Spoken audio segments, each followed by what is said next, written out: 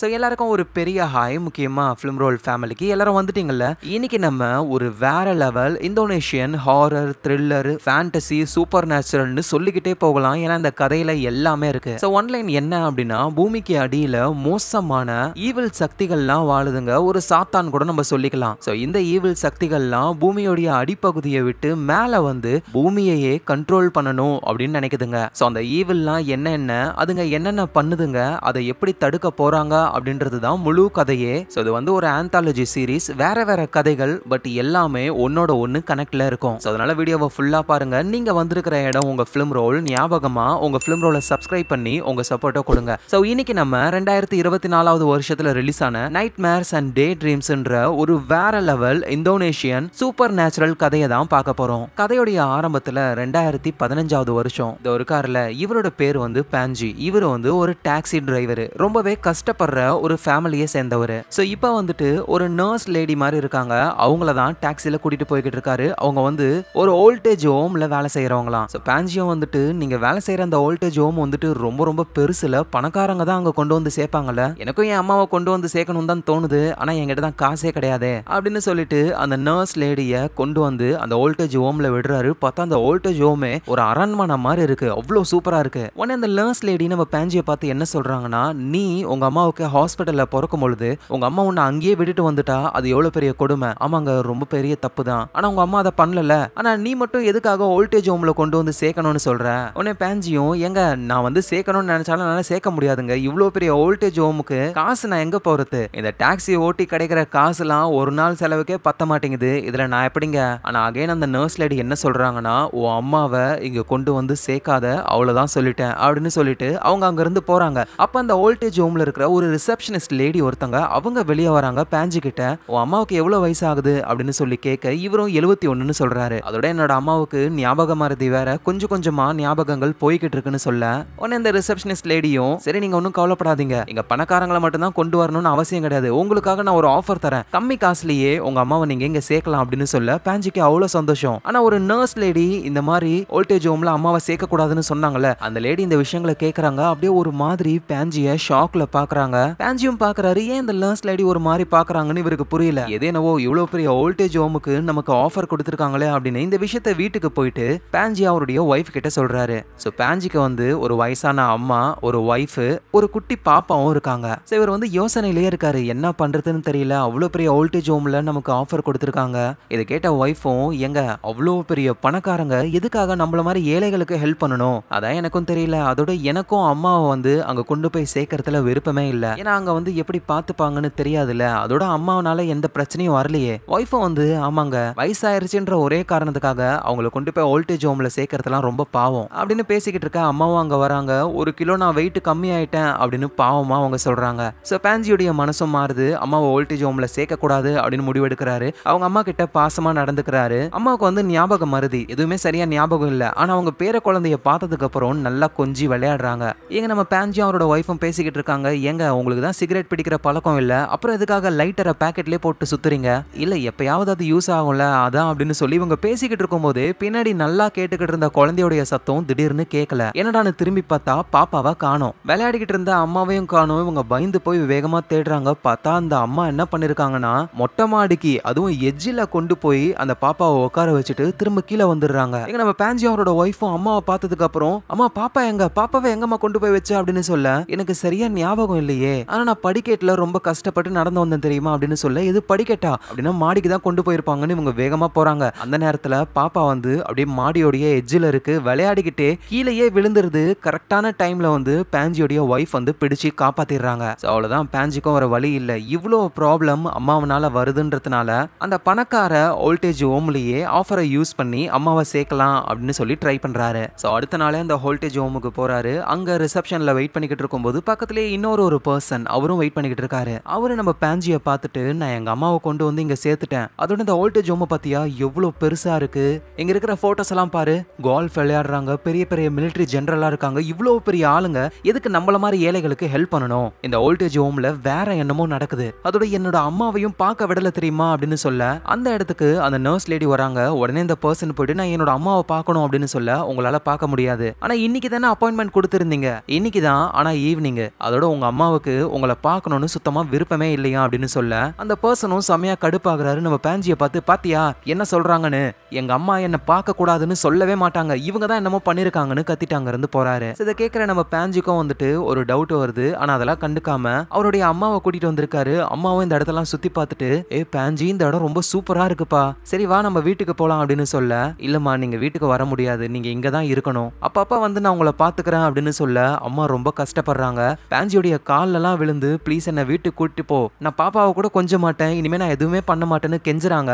ஆனா நம்ம பேஞ்சிக்கு வேற வழி இல்ல, இல்லம்மா நீங்க இங்க தான் இருக்கணும்னு மனசை கல்லாக்கிக்கிட்டு அவரோட அம்மாவை அங்க விட்டுட்டு வெளியே டாக்ஸில அவரோட ஒய்ஃப் கூட சேர்ந்து அங்க இருந்து போறாங்க. பேஞ்சியோடைய ஒய்ஃபும் ரொம்ப கஷ்டப்படுறாங்க, இந்த பாவத்தை பண்ணதுக்கு கண்டிப்பா நம்ம நரகத்துக்கு தான் போவோம் அப்படின்னு சொல்றாங்க. சோ அப்புறம் பேஞ்சி வீட்டுக்கு வந்துட்டு நைட் டைம்ல அகைன் அந்த ஓல்டேஜ் ஹோமுக்கு போறாரு. ஏன்னா ரிசப்ஷன்ல ஒரு பர்சன் சொல்லியிருப்பார்ல, அவரு சொன்னதுதான் இவர் மைண்டுக்கு ஓடிக்கிட்டே இருக்கு. ஒருவேளை இங்க இல்லீகலா என்னமோ பண்றாங்களோ அப்படின்னு யோசிச்சு நேரா அங்க வராரு. உள்ள போய் பார்க்கும்பொழுது அவருடைய அம்மாவை கத்தியால யாரோ வெட்டுற மாதிரிலாம் தெரியுது. சடனா பார்த்தா இது எல்லாமே கனவு தான். அட என்னடா இதுன்னு இவர் பயந்து போறாரு. ஒருவேளை உண்மையிலேயே நம்ம அம்மாவை கொன்னுட்டா என்ன பண்றதுன்னு இப்ப ரியலாவே அந்த ஓல்டேஜ் ஹோமுக்கு இவர் போக ஆரம்பிக்கிறாரு. உள்ள போய் பார்த்தா சும்மா 5 ஸ்டார் ஹோட்டல் மாதிரி பார்ட்டியே நடக்குது. அங்க இருக்கிற வயசானவங்க எல்லாம் ரொம்ப ஜாலியா இருக்காங்க. சோ பேஞ்சியும் என்னுடைய அம்மாவை நான் பார்க்கணும் அப்படின்னு சொல்ல, இங்க பாருங்க சார், நீங்க விட்டுட்டு போனதுல இருந்து உங்க அம்மா ரொம்ப அப்செட்டா இருந்தாங்க, ரொம்ப நேரம் கஷ்டப்பட்டு இப்பதான் நாங்க அவங்கள காம் டவுன் பண்ணிருக்கோம், திரும்பவும் நீங்க வந்து பார்த்து அகைன் அவங்க மென்டலா டிஸ்டர்ப் ஆயிடுவாங்க, சொன்னா கேளுங்க அப்புறம் பாருங்கன்னு சொல்லி அனுப்பி வச்சிடுறாங்க. சோ நம்ம பேஞ்சியும் கார் எடுத்துக்கிட்டு அங்கிருந்து கிளம்பி வராரு. பட் ஆனா அவரோட மனசு கேட்கவே இல்ல. அந்த ஓல்டேஜ் ஹோமோடைய பேக் டோர் வழியா திரும்ப உள்ள போக ஆரம்பிக்கிறாரு. உள்ள போனதுக்கு அப்புறம் தான் சில ஆட்கள் இருக்கிறத பார்த்து கபோர்டுக்குள்ள ஒளிஞ்சுக்கிறாரு. அந்த ஆட்கள் நேரா நடந்து வந்து லைட் எல்லாம் ஆஃப் பண்ணி வித்தியாசமான ஒரு ட்ரெஸ்ஸை போட்டுக்கிறாங்க. என்ன நடக்குதுன்னு பேஞ்சிக்கு எதுவும் புரியல. இவரு நைஸா அந்த கபோர்ட்ல இருந்து எஸ்கேப் ஆகி பேஸ்மெண்ட்டுக்கு போகும்பொழுது அங்க ஒரு பர்சனை கட்டி போட்டு வச்சிருக்காங்க. ரிசப்ஷன்ல வெயிட் பண்ணும்பொழுது ஒருத்தர் சொல்லியிருப்பார்ல, இந்த இடத்துல மோசமானது என்னவோ நடக்குதுன்ட்டு, அந்த பர்சனை தான் லாக் பண்ணி வச்சிருக்காங்களே. சோ பேஞ்சியும் காப்பாத்த ட்ரை பண்றாரு. ஆனா அப்போ அந்த வித்தியாசமான ட்ரெஸ்ஸை போட்டு ஆளுங்க அங்க வராங்க. சோ பேஞ்சியும் அந்த லாக் பண்ணி வச்சிருக்காங்கல்ல பர்சன், அவருடைய அந்த கட்டலுக்கு கீழேயே போய் ஒளிஞ்சுக்கிறாரு. சோ அந்த வித்தியாசமா ட்ரெஸ் போட்ட கல்ட் ஆளுங்களும் அங்க வந்து கட்டலோட அந்த பர்சனை இழுத்துட்டு போறாங்க. அந்த கட்டலுக்கு அடியில தான் நம்ம பேஞ்சியும் இருக்காரு. நேரா ஒரு இடத்துக்கு போனா இதே மாதிரி ட்ரெஸ் போட்ட நிறைய பேர் இருக்காங்க. லாக் பண்ணி வச்சிருக்கிற அந்த பர்சனை கூட்டிட்டு போறாங்க. அந்த பர்சனுடைய அம்மாவும் இந்த ஓல்டேஜ் ஹோம்ல தான் இருக்காங்க. அந்த அம்மாவும் அங்கதான் இருக்காங்களே. அம்மா இங்க என்னமா நடக்குது அப்படின்னு ஒரு சொல்ல, அம்மாவும் ஏன்னா மகனே அம்மானு கூட பார்க்காம என்ன நீங்க கொண்டு வந்து சேர்த்துட்டல, அதுக்கான தண்டனை தான் கொடுக்க போறாங்க அப்படின்னு சொல்லி அங்க இருக்கிற வால்ல வித்தியாசமா 2 ஏலியன் மாதிரி ஒரு கிரியேச்சர் இருக்கு. அதுல இந்த பர்சனை ஒரு கிரியேச்சர்ல வைக்க அப்படியே கை மாதிரி ஒண்ணு வந்து அவரோட தலையில சொருகி அவரோட உடம்புல இருந்து ரத்தத்தையும் சக்திகளையும் உரிய ஆரம்பிக்குது.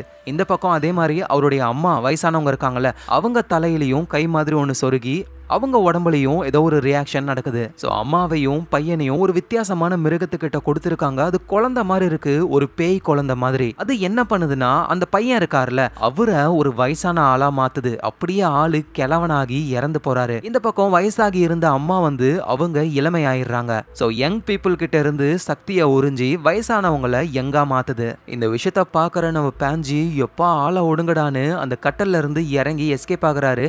ஆனா அவரோட போனை அங்கேயே விட்டு போயிட்டாரு. சோ அந்த போனுக்கு கால் வர வைப்ரேட் ஆகுது. எல்லாருமே அந்த போனை பார்த்துட்டு யாரோ வெளியால இங்க வந்திருக்கான், சீக்கிரம் அவனை பிடிக்கணும் அப்படின்னு சொல்லி இவங்க ரெடி ஆகுறாங்க. இங்க பேஞ்சி வந்துட்டு பெரிய காரிடார், நிறைய ரூம்ஸ் எல்லாம் இருக்கு, எந்த வழியா போகிறதுன்னு அவருக்கு சுத்தமா ஒண்ணுமே புரியல. ஆனா அப்பதான் அந்த வித்தியாசமான ட்ரெஸ்ஸை போட்டு ஒருத்தங்க இருக்காங்க. இவரும் பக்கத்துல போய் பார்க்கும்போது ஸ்டார்டிங்ல டாக்ஸில கூட்டிட்டு வந்தாருல ஒரு நர்ஸ் லேடி, அவங்க தான் இருக்காங்களே. அவங்க என்ன சொல்றாங்கன்னா, நான் உங்ககிட்ட என்ன சொன்னேன், உங்க அம்மாவை இங்க கொண்டு வந்து சேர்க்காதன்னு சொன்னல, அதை மீறி எதுக்காக கொண்டு வந்து சேர்த்த, நான் இதை ஒரு சாதாரண ஓல்டேஜ் ஹோம்னு நினைச்சேன், இங்க என்னதான் நடக்குது ப்ளீஸ் சொல்லுங்கன்னு கேட்க, அப்பதான் அவங்க விஷயங்களை சொல்ல ஆரம்பிக்கிறாங்க.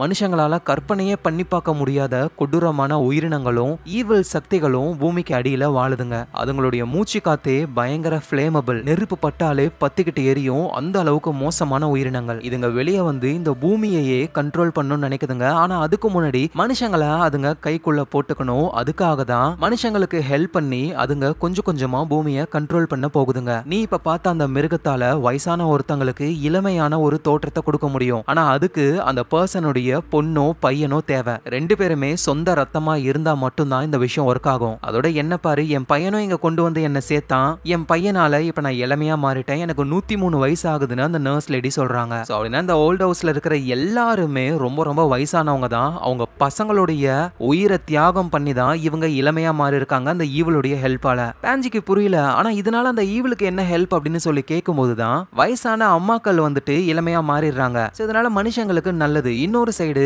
அந்த பசங்க வந்து வயசானவங்களா மாறிடுவாங்கல்ல, அவங்க வந்து சாகலாம் மாட்டாங்க, ஜாம்பி மாதிரி ஒரு ஈவில் கிரியேச்சரா மாறுவாங்க. சோ இதனால அந்த கிரியேச்சருக்கு நல்லது. சோ ரெண்டு பேருமே பெனிஃபிட் ஆகிறதுனால தான் இந்த விஷயத்தை ஓட்டிக்கிட்டு இருக்காங்க. சோ எல்லா விஷயத்தையும் பாஞ்சி புரிஞ்சுக்கிட்டு ப்ளீஸ் எனக்கு ஹெல்ப் பண்ணுங்க, நான் எங்க அம்மாவை கூட்டிட்டு இங்க இருந்து போறேன் அப்படின்னு சொல்ல அந்த நர்ஸ் லேடியும் அவங்க போட்டுட்டு இருந்த அந்த வித்தியாசமான ட்ரெஸ்ஸை கொடுக்க அதை போட்டுட்டு ஒவ்வொரு ரூமா இவர் அவருடைய அம்மாவை தேடுறாரு. ஒரு வழியா அம்மாவையும் கண்டுபிடிச்சு, பாஞ்சி நீயா வந்திருக்க, ஆமாமா தெரியாம உங்களை கொண்டு வந்து இங்க நான் சேர்த்துட்டேன், என்ன மன்னிச்சிருங்கம்மா, வாங்கம்மா நம்ம வீட்டுக்கு போலாம் அப்படின்னு சொல்லி அம்மாவை கூட்டிட்டு அவரு கிளம்ப ஆரம்பிக்கிறாரு. சோ அப்பதான் ரூம்குள்ள அந்த வித்தியாசமான ஜாம்பி மாதிரி ஒரு உயிரினத்தை பாக்குறாரு. அது இவரை அட்டாக் பண்ண வர, ஆனா குறுக்க அந்த நர்ஸ் லேடி வந்து உங்க அம்மாவை சீக்கிரம் காப்பாத்துன்னு அந்த ஜாம்பி கிட்ட இவங்க அடி வாங்கி அவங்கள காப்பாத்துறாங்க. சோ பாஞ்சியும் அம்மாவை கூட்டிட்டு இந்த இடத்த விட்டு வெளியே போகலாம்னு நினைக்கும் பொழுது அந்த வித்தியாசமான ட்ரெஸ் போட்ட ஆளுங்க எல்லாருமே சுத்தி வளைச்சிடுறாங்க. பாஞ்சியும் கெஞ்சுறாரு, ப்ளீஸ் எங்களை விட்டுருங்க, இங்க இந்த மாதிரி நடக்குதுன்னு வெளியே போயிட்டு நான் யாருக்கிட்டையும் சொல்ல மாட்டேன் அப்படின்னு. இவர் எவ்வளவுதான் கெஞ்சினாலும் அவங்க கேட்கற மாதிரியே இல்ல. பாஞ்சியையும் அம்மாவையும் பிடிச்சு கொண்டு போறாங்க அந்த மோசமான உயிரினங்கள் கிட்ட. சோ வித்தியாசமான கை மாதிரி ஒண்ணு வந்து அம்மாவுடைய தலையில இறங்குது. அதே மாதிரிதான் நம்ம பாஞ்சியோடைய தலையிலயும் இறங்கி இப்ப பாஞ்சி வயசான ஆளா மாற போறாரு, அவருடைய அம்மா எங்கா மாற போறாங்க. ஆனா இந்த விஷயம் வந்துட்டு பாஞ்சியோடைய அம்மாவுக்கு பிடிக்கவே இல்ல. ஏன்னா பாஞ்சி வந்து ரொம்ப நல்லவர், நம்மள வேணும்னே இங்க கொண்டு வந்து சேர்க்கல அப்படின்னு அம்மா புரிஞ்சுக்கிட்டாங்க. அதனால பாஞ்சியை பார்த்து, பாஞ்சி நீங்க இருக்கக்கூடாது, சீக்கிரமா வெளியே போ, என் பேர புள்ள அப்பா இல்லாம வளரக்கூடாது அப்படின்னு அவங்க சொல்ல, பாஞ்சியும் அவரோட உடம்ப கண்ட்ரோல்ல எடுத்து அவரோட பாக்கெட்ல லைட்டர் இருக்கும்ல அந்த லைட்டரை ஆன் பண்ணி பின்னாடி இருக்கிற அந்த மிருகத்துக்கிட்ட போடுறாரு. அந்த மிருகத்துடைய மூச்சு காத்துலாம் வந்து ஃபிளேமபிள் பெட்ரோல் மாதிரி. அந்த லைட்டர் பட்ட உடனே பட்டுன்னு எல்லாமே எரிய ஆரம்பிக்குது. அதுவும் அந்த குழந்தை மாதிரி இருக்கிற ஈவில்லாம் வந்து எரிஞ்சு அது வாயில இருந்து அப்படியே நெருப்ப கக்குது. சோ பாஞ்சியையும் அது ரிலீஸ் பண்ணிடுது. பாஞ்சி வேகமா அங்க இருந்து எஸ்கேப் ஆகுறாரு. ஆனா மத்த எல்லாருமே அந்த நெருப்புல மாட்டிக்கிறாங்க. அந்த வோல்டேஜ் ஓமே அப்படியே எரிய ஆரம்பிக்குது. பாஞ்சி மட்டும் எஸ்கேப் ஆகி அங்க இருந்து வெளியே வந்துடுறாரு. மத்த எல்லாருமே அங்க இறந்து போயிடுறாங்க. சோ அந்த பில்டிங்கே கொலாப்ஸ் ஆகி எல்லாரும் கருகி போயிட்டாங்க. ஆனா அந்த குழந்தை ஈவில் ஒன்னு இருக்கும்ல அதோட கை மட்டும் மேல வருது. இவ கதை அப்படியே 2024 வருஷத்துக்கு போகுது. ஒரு பெரிய பணக்காரர் ஒருத்தர் இறந்து போயிட்டாரு போல. இறந்து போனவங்களுடைய உடம்பெல்லாம் கழுவி ஃபியூனரலுக்கு ரெடி பண்ற வேலையை செய்யறதுக்கு நிறைய பேர் இருக்காங்க.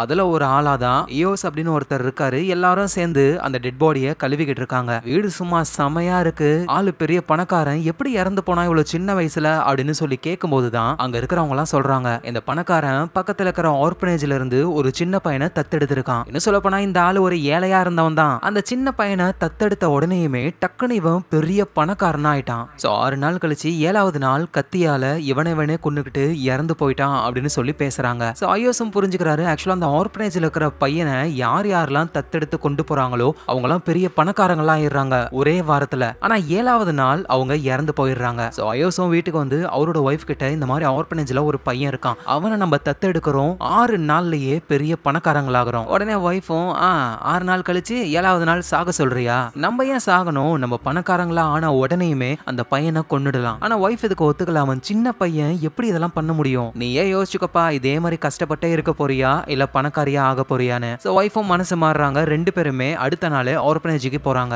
எங்களுக்கு அந்த பையன் தான் வேணும் அப்படின்னு சயஃபின்ன்ற அந்த பையனை தத்தெடுக்கவும் ஆரம்பிக்கிறாங்க. அந்த பையனை கூட்டிட்டு அப்படியே போற வழியில பஞ்சு மிட்டாய் எல்லாம் வாங்கி கொடுக்குறாங்க. அந்த பையன் அதெல்லாம் வேணான்னு ஒரு பெரிய 5 ஸ்டார் ஹோட்டல பாக்குறான். நம்ம ஐயோஸோட ஒய்ஃபும் போய் பாக்குறாங்க, பெரிய பணக்காரங்க சாப்பிடுற இடம் போல, அங்கெல்லாம் சாப்பிடணும்னு எனக்கும் ஆசை தான், பணக்காரங்களா ஆனதுக்கு அப்புறம் சாப்பிடலாம் அப்படின்னு நேரம் அந்த பையனை கூட்டிட்டு வீட்டுக்கு போறாங்க. வீடு வந்து ரொம்ப சின்ன வீடு தான். வா இதுதான் உன்னோட பெட், நீ படுத்துக்கோ, பசிக்குதா சாப்பிடுறியா அப்படின்னு சொல்லி சமைச்சு கொடுக்குறாங்க. அந்த பையனை சொந்த புள்ள மாதிரியே பாத்துக்கிறாங்க. ஒரே ரீசன், இந்த பையன் நம்மள பணக்காரனா மாத்துவான் அப்படின்றதுக்காக தான். ஆனா நம்ம ஐயோஸ் இருக்காருல, அவருக்கு லைட்டா டவுட் வருது. நைட்ல அவரோட ஒய்ஃப் கிட்ட உட்காந்துக்கிட்டு, ஒரு வேளை இதெல்லாம் சும்மா இருந்தா என்ன பண்றது, நம்மளே குப்பையெல்லாம் பொறுக்கி அதுல வர காசை வச்சுதான் சமாளிச்சுக்கிட்டு இருக்கோம், 2 பேரா இருக்கும்போதே காசு பத்தாது, இப்போ ஒரு பையனை வேற கூட்டிட்டு வந்துட்டோம், ஒருவேளை எல்லாமே பொய்யா இருந்தா என்ன பண்றது அப்படின்னு சொல்லும் பொழுது ஒய்ஃபும் கண்டிப்பா அதெல்லாம் பொய்யா இருக்காது, உண்மையா தான் இருக்கும், நம்ம சீக்கிரமாவே பணக்காரங்களாயிடுவோம்னு சொல்றாங்க. சோ முத நாள் இப்படியே போயிடுது. அடுத்த நாள் ஆகுது. அந்த ஐயோஸ் இருக்காருல, அவரு இருக்கிற காசெல்லாம் செலவு பண்ணி டாய்ஸ் எல்லாம் வாங்கிட்டு வந்து கொடுக்குறாரு. ஏன்னா அப்பதான் அந்த பையன் இம்ப்ரெஸ் ஆவான், நம்ம சீக்கிரமா சீக்கிரமா பணக்காரங்களாயிடலான்னு. ஆனா பாவம் அந்த குட்டி பையன் சைஃபன் வந்துட்டு அயோஸோட ஒய்ஃபை வந்து அம்மா அம்மான்னு சொல்லி தான் கூப்பிடுறானே. சோ வீட்டுல இந்த பையனை தனியா விட்டு போக கூடாதுன்ட்டு ஒய்ஃபை வந்து அவங்க வேலை செய்யற இடத்துக்கு கூட்டு போறாங்க. ஒரு டென்ட் மாதிரி இருக்கு, அங்க அந்த பையனை இங்கேயே சமத்தா விளையாடுன்னு சொல்லிட்டு இவங்க வேலையை பாக்குறாங்க. ஒரு பெரிய குப்பை கோலம் மாதிரி இருக்கு ஜங்கியார்டு. அங்க இருக்கிற பிளாஸ்டிக் பொருள் எல்லாம் கலெக்ட் பண்ணி அதை வித்து அதுல கிடைக்கிற காசை வச்சுதான் வாழ்க்கையவே ஓட்டுறாங்களே. சோ அதே மாதிரி பிளாஸ்டிக் பொருள் எல்லாம் எடுத்துக்கிட்டு இருக்கும்போது அம்மா அப்படின்னு ஒரு சவுண்ட். இவங்க திரும்பி பாக்குறாங்க, பார்த்தா பாஸ்ட்ல நடந்த விஷயம் உங்களுக்கு ஞாபகத்துக்கு வருது. ஆக்சுவலா நம்ம அயோஸ்க்கும் அவங்க ஒய்ஃபுக்கும் வந்து ஒரு பையன் இருந்திருப்பான். அதே மாதிரி இந்த பையனை இங்க கூட்டிட்டு வந்து வேலை செய்யும் பொழுது குப்பையை கொட்ட வந்த லாரி மோதி அந்த பையன் இறந்து போயிருப்பான். சோ அதே மாதிரி ஒரு லாரி தான் இப்ப அந்த சைஃபன் பக்கத்துல வருது. அதை பார்த்து இந்த ஒய்ஃப் பயந்து போய் வேகமா சைஃபனை காப்பாத்துறாங்க. அதோட என்னன்னு தெரியல, பணக்காரங்களா ஆகணும்ன்றதுக்காக தான் அந்த பையனை கூட்டிட்டு வந்திருப்பாங்க. ஆனா இப்போ நம்ம அயோஸோடைய ஒய்ஃபுக்கு அந்த சைஃபன் மேல ஒரு பாசம் வருது. ஆனா நம்ம அயோஸுக்கு வந்துட்டு அதெல்லாம் எதுவுமே கிடையாது. அதோட அவரோட ஒய்ஃபை பார்த்து என்ன அவன் வேலை செய்யற இடத்துல அம்மா அம்மான்னு சொல்லிக்கிட்டு இருந்தான், நீயும் ஓவரா பாசமா இருக்க, நம்ம நடிச்சுக்கிட்டு இருக்கோம் புரியுதா உனக்கு அப்படின்னு சொல்ல ஒய்ஃபை வந்து இல்ல நானும் நடிச்சுக்கிட்டு தான் இருக்கேன் அப்படின்னு சொல்றாங்க. அப்ப சடனா அவங்க வீட்டு ஓட்டு மேல என்னமோ விழுந்த மாதிரி ஒரு சவுண்டு. என்னடான்னு விலக்கி பார்த்தா ஒரு தங்க வளையல் ஒண்ணு வந்திருக்கு. இதை பார்த்த உடனே நம்ம அயோஸ்க்கு அவ்வளவு சந்தோஷம். இதை நாளைக்கே கொண்டு போய் விக்கிறேன் பாருன்னு அதே மாதிரி கொண்டு போய் விக்கிறாரு. நிறைய பணத்தையும் கொடுக்குறாங்க. அதோட அயோஸ் வந்துட்டு ஒரு பேப்பர்ல பெரிய பணக்கார வீடு இருக்கு, அதான் அந்த சைஃபன் பையன்கிட்ட காமிச்சு இந்த மாதிரி வீட்டுல நம்ம இருக்கிற மாதிரி கற்பனை பண்றா, நாங்க பணக்காரங்களாயிட்டா கண்டிப்பா உன்னை விடலாம் மாட்டோம் அப்படின்ற மாதிரி சொல்றாரு. சோ இப்படியே அடுத்த நாள் ஆகுது. இன்னொரு தங்க நகை அவங்க வீட்டுல இருக்கிற ஒரு பொருளுக்குள்ள கிடக்குது. சோ அதனால இவங்களுக்கு வந்து நிறைய பணம் கிடைக்குதா. முதல்ல அந்த பையன் வந்து ஒரு 5 ஸ்டார் ஹோட்டல்ல பாத்திருப்பான்ல, அதே ஹோட்டல கூட்டு போயிட்டு சாப்பிடலாம் அப்படின்னு நினைக்கிறாங்க. ஆனா சாப்பிட்டுக்கிட்டு இருக்கும் போதே அந்த பையனுக்கு சாப்பாடு சிக்கி உடம்பு முடியாம போகுது. அயோஸோட ஒய்ஃப் வந்துட்டு பயந்து போய் வேகமா ஹாஸ்பிட்டலுக்கு போலான்னு கூட்டிட்டு போறாங்க. சோ அயோஸோ வந்து ஃபுட் எல்லாம் ஆர்டர் பண்ணி வந்துருச்சு டேபிள்ல. ஆனா இவங்க சாப்பிடல, பட் இருந்தாலும் பே பண்ணி தான் ஆகணும். அந்த காசையும் கொடுக்கறாரு. ஹாஸ்பிட்டலுக்கு வந்து அந்த பையனுடைய ட்ரீட்மெண்ட்டுக்காக இருந்த எல்லா காசையும் கொடுத்துறாரு. இப்ப காசே இல்ல. அப்புறம் வீட்டுக்கு வந்துடுறாங்க. பார்த்தா சரியான மழை, வீடுலாம் ஒழுக ஆரம்பிக்குது. எங்க நம்ம அயோஸ் பயங்கரமா கடுப்பாகிறாரு. பணம் வந்துகிட்டே இருந்தது, திடீர்னு பார்த்தா கையில இருந்த பணம் எல்லாம் போயிடுச்சு, வீடு வேற ஒழுகுது, இந்த கரும முடிச்ச வீட்டுல நான் இருக்கணும் அப்படின்னு கடுப்பாகிறாரு. ஆனா அயோஸோட ஒய்ஃப் இருக்காங்கல்ல, அவங்களுக்கு வந்துட்டு அந்த பையனை வந்து ரொம்ப ரொம்ப பிடிச்சிருக்கு, சொந்த புள்ளையா நினைக்கிறாங்க. எப்பவும் நைட்டு தங்க நகை வரும், ஆனா அன்னைக்கு நைட்டு எந்த ஒரு நகையும் வரவே இல்லையா. அடுத்த நாள் எழுந்து செமையா கடுப்பாகிறாரு. அந்த பையனை பிடிச்சி டே எங்கடா பணம் பணம் எங்க அப்படின்னு கண்ணத்திலேயே பொல்லாருன்னு அடிச்சிடுறாரு. இத பாக்குற ஒய்ஃபும் செமையா கடுப்பாகி திட்ட ஆரம்பிக்கிறாங்க. அயோஸையை எதுக்காக பையனை அடிக்கிறீங்க, இன்னொரு தடவை அவன் மேல கையை வச்சிங்கன்னா அவ்வளவுதான் மரியாதை கெட்டுரும்னு சொல்லி திட்ட அயோஸும் கோச்சுக்கிட்டு அங்க இருந்து போறாரு. சோ அடுத்த நாள் ஆகுது. மழை இப்பதான் லைட்டா விட்டுருக்கு. எல்லாருக்கும் முன்னாடி அந்த சைஃபன்ன்ற பையன் எழுந்து வெளியே போறான். இவங்க எல்லாருமே தங்கிக்கிட்டு இருக்கிற இடம் வந்து அந்த குப்பை மேடுக்கு பக்கத்திலேயே இருக்கு. சோ அந்த குப்பைகள்லாம் ரொம்ப ஹைட்டா இருக்கும், லைட்டா சரிஞ்சாலும் அவ்வளவுதான். கரெக்டா அந்த இடத்துல அந்த சைஃபன் நிக்க சவுண்ட் கேட்டு அயோஸோட ஒய்ஃபும் வெளியே வந்து பாக்குறாங்க. அந்த குப்பை மேடே சரிய ஆரம்பிக்குது. ஒய்ஃப் என்ன சொல்றாங்கன்னா சைஃபன் அங்க இருக்காது, அது ரொம்ப ஆபத்து, இங்க வான்னு கூப்பிடுறாங்க. ஆனா அதுக்குள்ளேயே குப்பைகள்லாம் சரிஞ்சு அந்த பையன் மேல விழ பதறி அடிச்சுக்கிட்டு ஒய்ஃப் வேகமா போறாங்க. சவுண்ட கேட்டு நம்ம அயோஸும் அங்க வராரு. ரெண்டு பேருமே சேர்ந்து அங்க இருக்கிற குப்பைகள் எல்லாம் விலக்கி விட்டு சைஃபனை காப்பாத்துறாங்க. ஆனா சடனா இவங்க 3 பேருமே இப்ப ஒரு பணக்கார வீட்டுக்குள்ள இருந்து கண்ணை முழிச்சு எழுந்துக்கிறாங்க. சோ அயோஸ்க்கு வந்து அவ்வளோ ஜாலி, பரவாயில்லையே நம்ம பணக்காரங்களாயிட்டோமேனு அந்த வீடை சுத்தி பாக்குறாரு. அவ்வளோ பெரிய வீடு. அன்னைக்கு நைட்டு ரொம்ப ஜாலியா அவர் தூங்குறாரு. இது 6வது நாள், நாளைக்கு தான் அவங்க சாக போறாங்களே. சோ பணக்கார வீடு கிடைச்ச உடனே பாவம் அந்த பையனை அந்த பேஸ்மெண்ட்ல விட்டாங்க போல. அப்படியே ஈரத்தோட அந்த பையன் இரும்பிக்கிட்டு இருக்கான். ஆனா இங்க நம்ம அயோஸ் ஆளு ஜாலியா குஷன் பெட்ல படுத்து தூங்குறாரு. அப்புறம் தூங்கி எழுந்து வெளியே போறாரு. ஆப்பிள் மரம்லாம் இருக்கு, ஆப்பிள் எல்லாம் பறிச்சு சாப்பிடுறாரு. எல்லாமே மாறிடுச்சு, இவங்க ட்ரெஸ் மட்டும் அப்படியே ஏழைகள் மாதிரியே தான் இருக்கு. சோ அயோஸோட ஒய்ஃபும் கேக்குறாங்க 6வது நாள் நம்ம பணக்காரங்களாயிட்டோம் அப்படின்னா நாளைக்கு நம்ம சாக போறோம்ல அப்படின்னு சொல்ல அயோஸும் பயப்படுறாரு. ஆனா அவர் என்ன பண்றாருன்னா புது டாய்ஸை வாங்கிட்டு வந்து அந்த சைஃபன் பையன்கிட்ட கொடுத்து இங்க பாரு, இதுக்கப்புறம் உன்னை நாங்க நல்லா பாத்துக்கிறோம் சரியா, நான் உன்னை தெரியாம தான் அடிச்சிட்டேன், நான் மன்னிச்சுக்கோ அப்படின்னு சொல்லி மன்னிப்பு கேட்கிறாரு. ஆனா இதெல்லாம் பண்ணியும் 7வது நாள் நம்ம உயிரோட இருப்போமா அப்படின்னு அவருக்கு தெரியாது. பயத்தோடவே டிவி பார்க்கும்போது தான் அதுல ஒரு விளம்பரம் வருது, ஒரு கத்தியோடைய விளம்பரம். இதே மாதிரி ஒரு கத்தியால தான் ஸ்டார்டிங்ல இந்த சைஃபன் பையனை வந்துட்டு தத்தெடுத்த ஒருத்தர் இறந்து போனார்ல, அவரும் குத்திக்கிட்டு இறந்து போயிருப்பாரு. சோ இவரோட பயம் ரொம்ப அதிகமாகுது. அதனால என்ன பண்றாருன்னா அந்த 7வது நாள் ஆகிறதுக்குள்ளேயே சைஃபனை போட்டு தள்ளலாம் அப்படின்னு சொல்லி அவரோட ஒய்ஃபுக்கே தெரியாம அந்த பையனை கட்டி போட்டு கொல்லலான்னு ரெடி ஆகுறாரு. ஆனா அதுக்குள்ள அந்த ஒய்ஃப் வந்துட்டு அந்த பையனை காப்பாத்தி வேகமா ஓடி போய் ஒளிஞ்சுக்கிறாங்க. இவர் பின்னாடியே வந்து சொன்னா கேளு, அந்த பையனை கொல்லணும், இல்லைன்னா நம்ம 2 பேருமே இறந்து போயிடுவோம் அப்படின்னு சொல்ல, ஆனா ஒய்ஃபுக்கு வந்துட்டு அவங்க பையனை ரொம்ப பிடிக்கும், அதனால காப்பாத்தணும்னு நினைக்கிறாங்க. கத்தியை வச்சு மிரட்ட ஆரம்பிக்கிறாங்க. ஆனா அதெல்லாம் கண்டுக்காம நம்ம அயோஸ் முன்னாடி வரும்பொழுது தெரியாதனமா அவங்க ஹஸ்பண்டையே இவங்க கொலை பண்ணிடுறாங்க. சோ அதுக்கப்புறமா அந்த ஒய்ஃப் என்ன பண்றாங்கன்னா அவங்களும் மனசு கேட்காம கத்தியால அவங்கள அவங்களே குத்தி இறந்து போயிடுறாங்க. ஸோ அதை பார்க்குற அந்த குட்டி பையனும் நேரா இறந்து போன அயோஸோட ஒய்ஃப் பக்கத்துல வந்து அவங்க காயத்துல கையை வைக்க சடனா பிரைட்டான ஒரு லைட் ஃபார்ம் ஆகுது. அதாவது இந்த பையன் திரும்பவும் அயோஸோடைய ஒய்ஃபுக்கு வந்து உயிர் கொடுக்க ட்ரை பண்றான். ஆக்சுவலா என்னன்னா இந்த சைஃபன்ன்ற பையனுக்கு வந்துட்டு பயங்கரமான சக்திகள்லாம் இருக்கு. என்ன வேணாலும் இந்த பையனால பண்ண முடியும். ஆனா இந்த பையனுக்கு தேவைப்படுறது ஒரு அன்பு மட்டும்தான். அதை யாருமே கொடுக்கறதே கிடையாது. அதனாலதான் இந்த பையனை யார் யாரெல்லாம் தத்தெடுக்கிறாங்களோ எல்லாத்தையும் கொடுக்குறான் அந்த பையன். ஆனா அன்பு அவங்க கொடுக்காததுனால 7வது நாள் அவங்க சாகர மாதிரி பண்ணிடுறான். ஆனா இங்க நம்ம அயோஸோட ஒய்ஃப் வந்து உண்மையான அன்பை கொடுத்ததுனால அந்த பையன் இப்போ அயோஸோட ஒய்ஃபை திரும்ப உயிரோட கொண்டு வந்து அவங்க கூட வாழணும்னு நினைக்கிறான். இப்ப கதை அப்படியே லைட்டா பாஸ்ட்டுக்கு போகுது. 2022வது வருஷம். இதோ இருக்காங்கல்ல, இவங்களோட பேரு ராணியா. இவங்க வந்து ஒரு ஆத்தர். இவங்க முதல்ல எழுதின புக்கு போயம்ஸ் அண்ட் பெயின்ஸ்னு அது வேற லெவல்ல பிச்சுக்கிட்டு போய் அவ்வளோ வியாபாரம் ஆயிருக்கு. ஸோ அடுத்ததா 2வதா ஒரு புக்கை எழுதுறாங்க. அதுக்கு இவங்க நினைச்ச அளவுக்கு வரவேற்பு இல்ல, மொத்தமா ஊத்திக்குது. அட என்னடா பண்றதுன்னு இவங்க ரொம்பவே சோகமாயிடுறாங்க. ஸோ 3வது புக்கு கண்டிப்பா ஹிட் ஆகணும். புதுசா கதை எழுதுனா அது ஊத்திக்க வாய்ப்பு இருக்கு. அதனால ஆல்ரெடி ஹிட் ஆன இவங்களோட கதையான போயம்ஸ் அண்ட் பெயின்ஸை பார்ட் 2வா எழுதலாம் அப்படின்னு சொல்லி அந்த வேலையில இறங்குறாங்க. ஆனா ராணியாவுக்கு ஒரு டவுட் என்னன்னா எப்படி ஆரம்பிக்கிறது அப்படின்னு தெரியல. அப்படியே லேப்டாப்பை ஓபன் பண்ணி வச்சுக்கிட்டு யோசிச்சுக்கிட்டு இருக்காங்க. சடனா அப்படியே தூங்கிடுறாங்க. அடுத்த நாள் தான் கண்ணை முழிச்சு எழுந்துக்கிறாங்களே. எப்படி தூங்கணும் என்ன ஆச்சுன்னு ஒன்னும் புரியல. ஆனா லேப்டாப்பை பார்த்தா ஒரு 30 பேஜுக்கு அவங்க அந்த 3வது புக்கோடைய கதையை எழுதியிருக்காங்க. என்னடா கதைன்னு படிச்சு பார்க்கும் பொழுது ஒரு மோசமான சைக்கோ ஹஸ்பண்ட் கிட்ட மாட்டிக்கிட்டு இருக்கிற ஒரு பொண்ணு. அந்த ஹஸ்பண்ட் வந்து அந்த பொண்ணை பேஸ்மெண்ட்லயே வச்சு அடைச்சு வச்சிருக்காரு. ரொம்ப கொடுமைப்படுத்துறாரு. ஸோ இதான் அவங்க எழுதி வச்சிருக்காங்க. சரி குளிக்கலான்னு போனா அவங்க முதுகுலெல்லாம் அடிப்பட்ட மாதிரி காயம் இருக்கு. உடனே ராணியாவும் அவங்க எழுதுன அந்த லேப்டாப்ல இருக்கிற கதையை படிக்கும் பொழுது இவங்களுக்கு எப்படி அடிபட்டிருக்கோ அதே மாதிரிதான் அந்த கதையில இருக்கிற கேரக்டர் அந்த சைக்கோ ஹஸ்பண்ட் வந்து அடிச்சிருக்காரு. என்னது நம்ம எழுதின கேரக்டரு அது என்னென்ன கஷ்டப்படுதோ அதே மாதிரி நமக்கும் அடிபட்டிருக்கு, காயங்கள்லாம் இருக்கேன்னு இவங்க குழம்புறாங்க. ஸோ அடுத்த நாள் அவங்க ஃப்ரெண்டு கிட்ட வரும்பொழுது அவரு சொல்றாரு, நீ எழுதின கதை வேற லெவல், 30 பேஜ் தான், ஆனா சரியா இருக்கு. அது எப்படி உனக்கு தெரியும்?